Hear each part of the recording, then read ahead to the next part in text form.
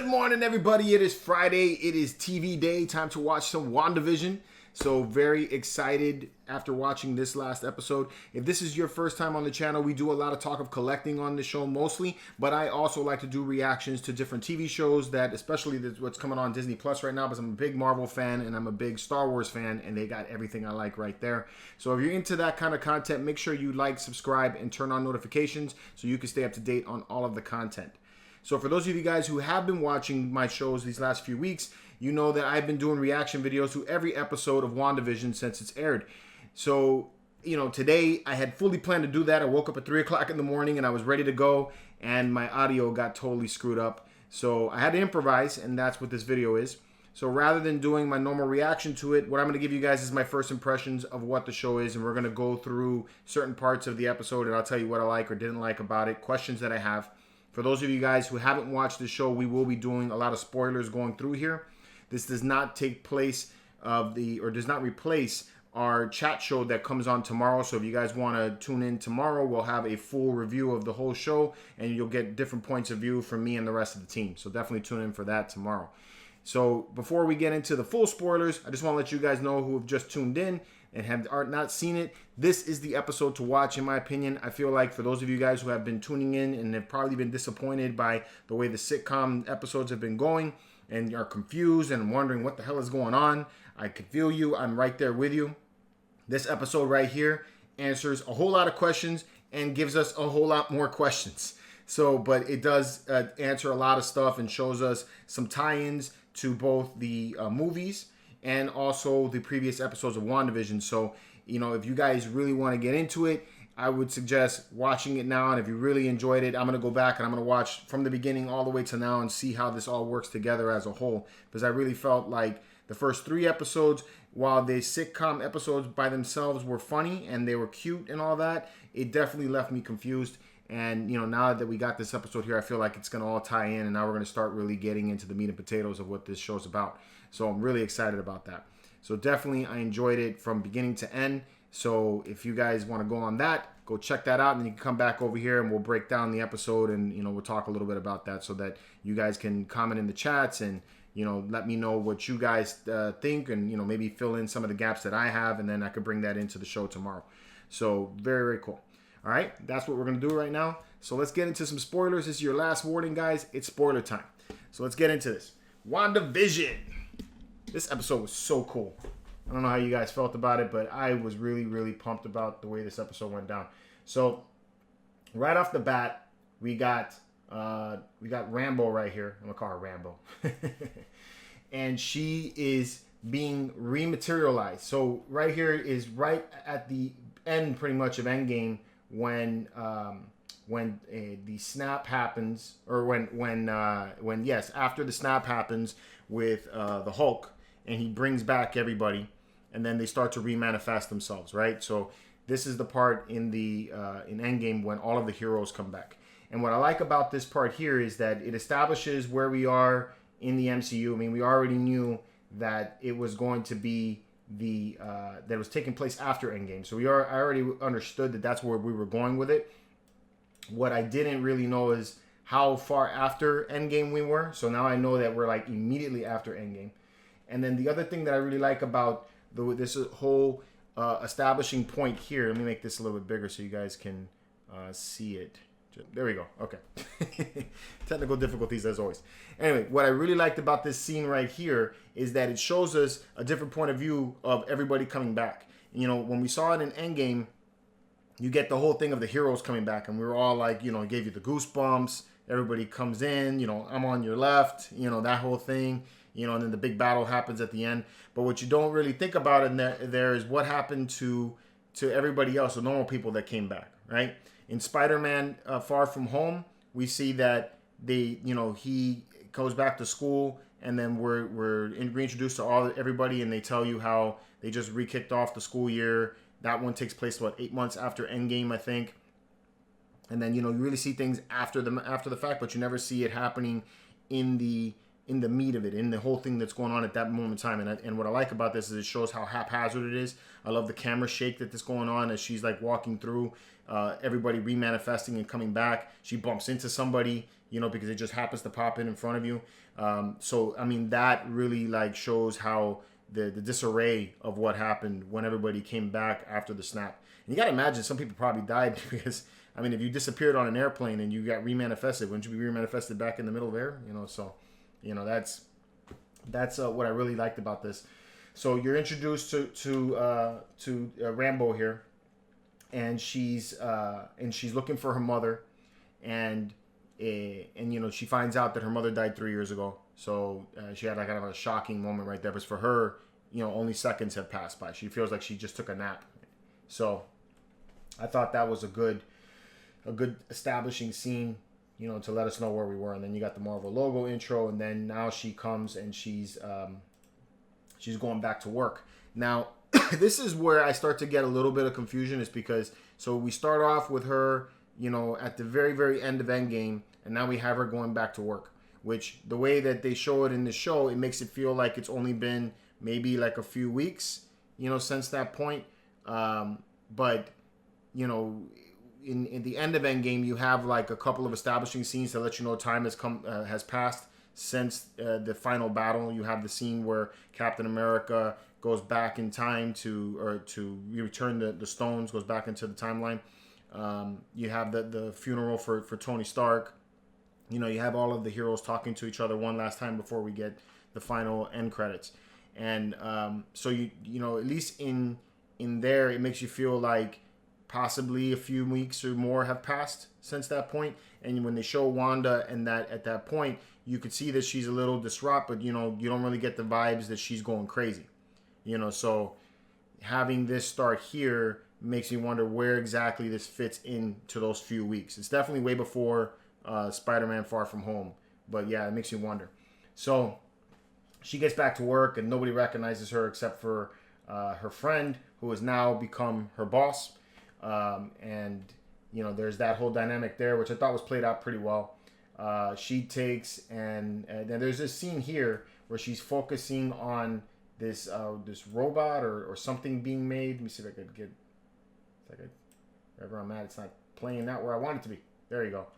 So it looks like a spaceship that's being made. So this is Sword. So I guess that's going to be what that is. Ships and stuff like that being sent off into space. She's grounded because of some protocol that her mom introduced. And then she's told about a missing persons case, which is that there's a criminal that has gone missing, but that nobody remembers who the criminal is. And that's basically what happens here. So then she gets sent off to New Jersey, and then that's when she runs into the FBI agent. So I love this guy. Dude's hilarious. I really liked him in Ant-Man. And he's funny. I like how he brings out the magic card, so it makes me remember that whole scene at the end of Ant-Man, which was funny. And I thought that was pretty cool. But what was interesting here is that they make it there, and there's a sign that obviously says Westview. But the police officers are claiming that there's no Westview that exists. And that's something that gives me a little bit of confusion, is because it's like, okay, it's right there in front of you. How can you not read it? So, I'm curious to see what they, maybe are they seeing something different? And then the other thing too is that Wanda has created this bubble in that town. Has she also cast a spell against other people that has made them forget that this town exists? And what exactly are they seeing here? I wish they would have had like a scene, like maybe see it from the point of view of the police officer so you can understand what they're seeing. But regardless, Wu explains to Rambo that there's the guy that's gone missing. Nobody remembers who they are. These police officers don't recognize what Westview is. So really the case is of a missing town more than a missing person. And then at this point she gets curious and then starts to do her thing. She brings out this drone, and then the drone, which was cool here, is I think this is the drone that you would see later on, right?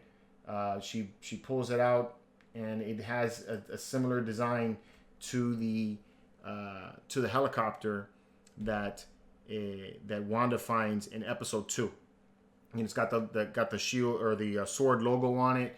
And I think what happens is that once it gets into the WandaVision bubble, it changes itself into something that is more recognizable for that particular sitcom. So like instead of it being a drone, now it looks more like just like a toy helicopter. So that's kind of cool how they do that, and I felt like that was pretty neat time.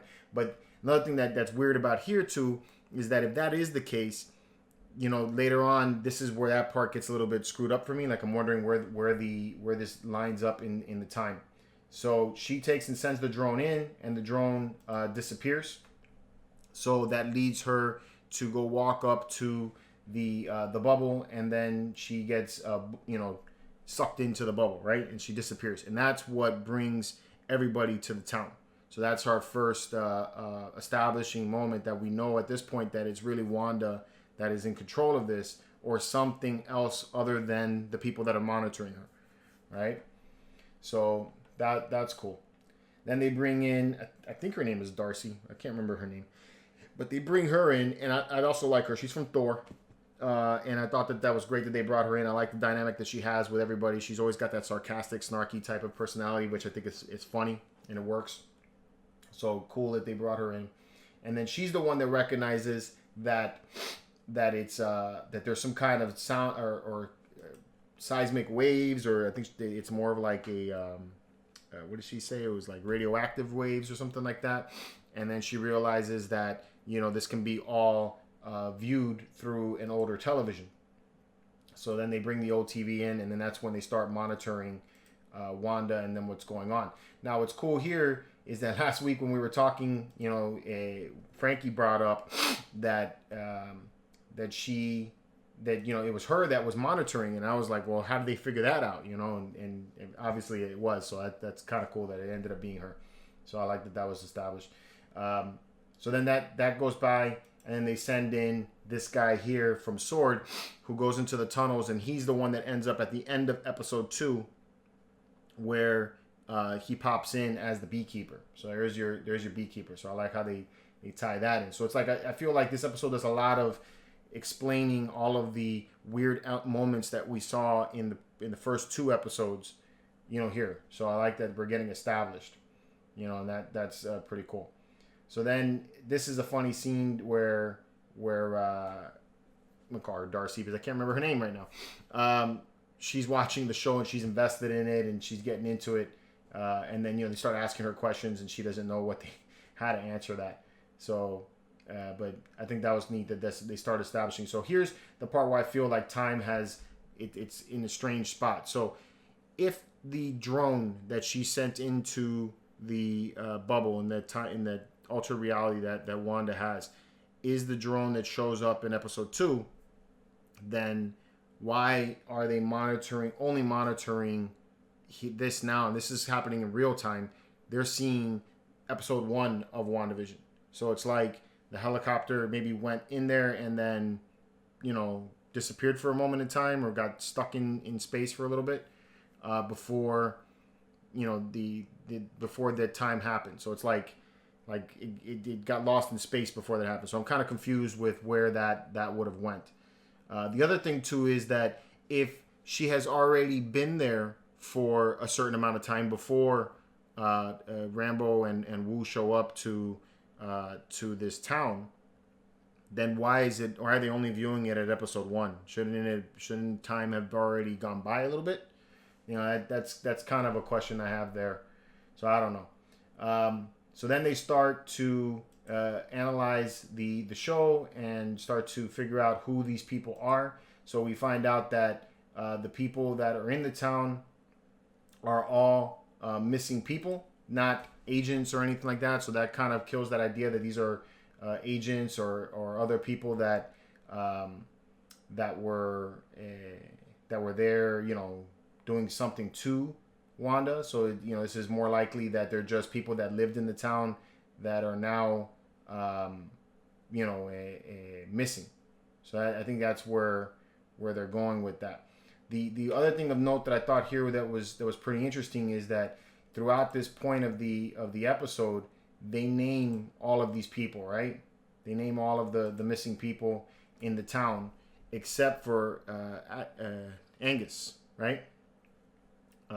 Agna, sorry, except for Agna.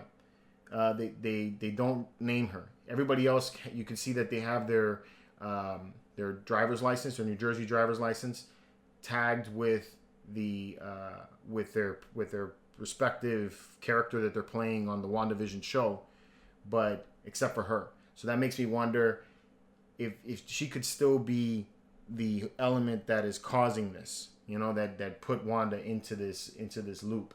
So, I'm definitely very curious to see where they go with her character. But I know everybody's been speculating that she's the witch, and that that's possible that could be true now that I've seen that.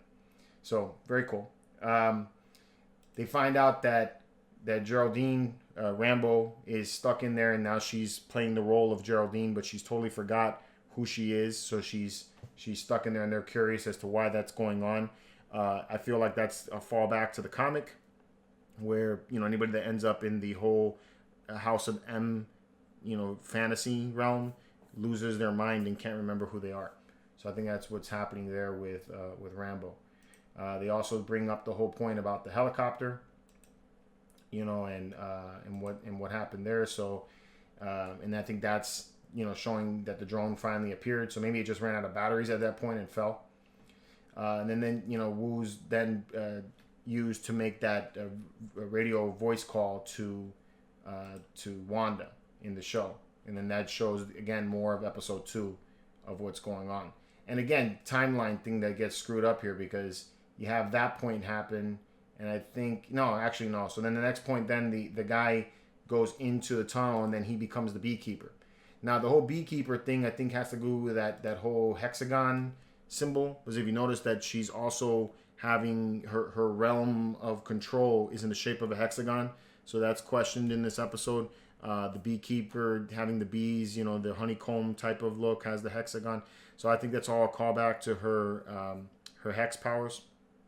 So I think that's a thing there. Curious to see again more of that. I don't know what's actually happened.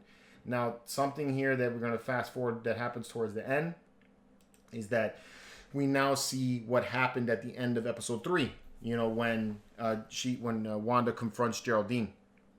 So here, I think that there's something to note, is that we're not in the whole square vision of the 70s sitcom TV series. You notice that it's wide vision that we're seeing here. And I think it's because this is meant to show us what happened off camera. So like the cameras are not rolling right now when this is happening, and that's what's going on. And I think that what's going to end up happening is that moving forward, since we're getting more of what's going on in and out of the show, is that it's probably going to remain wide vision, and it's going to be more of like you're traveling into time, into that whatever time period it is, rather than being the episodes of a TV show. And maybe everybody outside will be monitoring it on the camera.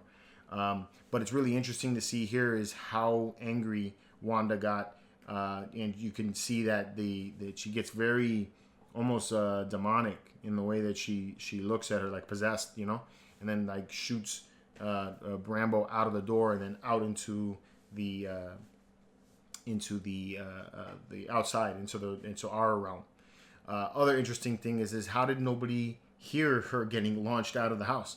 So that's curious. So very interesting how they did that. And then they bring her back out, and then you have that whole point. Now here, when is something that I thought was pretty wild, is when wish I could take and just get me into that point. Jeez. Come on. Okay, when she sees Vision, she first sees Vision as the dead Vision, right? And I thought that was pretty gnarly, when she first turns around, you see the whited eyes, and he's like lifeless of color. That's she's starting to recognize that, and maybe she already had recognized, and this is just that she knows that she doesn't want to have to deal with this at the moment, because she sees him like this, and then immediately she can change him where he looks normal, right? And then they have that conversation, and he's like, we can leave here, we can go anywhere we want, and then she says, no, we can't, and then she says, this is our home. So I think the whole thing of her saying no, we can't, is because she knows that she can't leave because he's dead. They can't go anywhere. So she knows she's living this fantasy. So that again makes me still feel that she is very much in control of this, and maybe Agna is telling her that is influencing her in some way, saying that, you can make this whatever realm you want to be. You can make this your own, and kind of coercing her into creating this bubble, and now that she has it and she has everything that she wants, she doesn't want to lose it. So I think that's pretty interesting the way they pull that whole off. And I really, really like the final moments when you see them on the couch and then they kind of glance at you with that, weird look afterwards. And then they're playing that whole, Voodoo Child at the end. Great choice of song. I love Jimi Hendrix. So, playing the Voodoo Child I think was pretty dope, showing that there at the end. So, yeah, man, I think overall it was a really, really good episode. Really enjoyed where they went with it. And I can't wait. I wish it was longer. That's the only thing that I wish that we had. These episodes are extremely short. And I just wish that it was longer and gave us a little bit more information. An hour-long episode would work out really good now. So I'm hoping that as we progress along, that the episode lengths will change. So anyway, as always, I'm curious to hear what you guys think about this latest episode of WandaVision. Let me know in the comments below. Also, if you guys got any answers to some of the questions that I have, like as far as the timeline thing goes or anything else that I missed, let me know in the comments and I'll include that in the chat that we're having tomorrow with the rest of the group. So thanks, guys, for joining me. And until next time, keep it marvelous.